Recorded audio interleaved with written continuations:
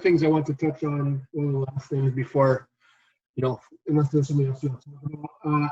There's sometimes we give people homework, right? And they're not doing it, right? How do you usually deal with that with your clients? Like, let's say you tell them you do cardio 3 times a week for 30 minutes at a time, and you notice that they're not doing it. What's usually your approach? I have one approach to that, and it's very simple, and I don't do anything about it because that just tells me they don't care enough to do it, and I can't make them care about something. Sure.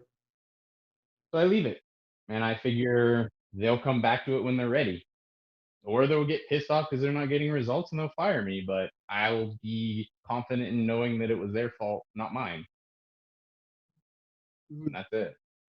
Yeah, I think at some point you have to learn, as at least a trainer that is going to survive, that you can't control everything. You can't force people to do things that they don't want to do.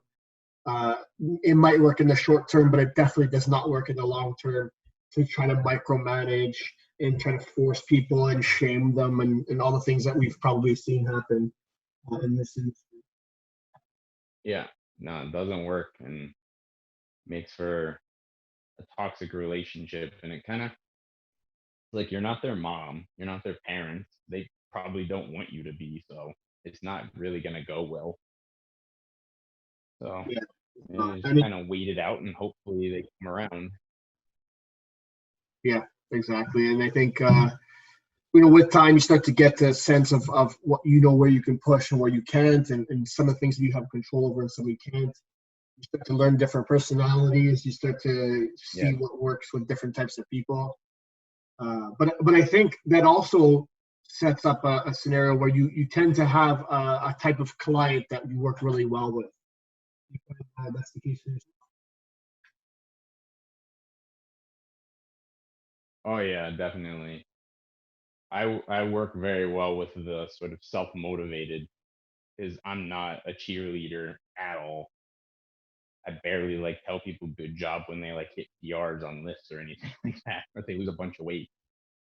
So they bring the motivation, and I'm sort of the tool that puts that motivation into the proper pathways to get the results that they want. And that's what I work really well with. I cannot instill motivation into people. Yeah, from what I see with your clients is those people that are very structured. They're very smart people, and you really just guide them and run them through, your lens, your process, and it works really well for them. Yeah.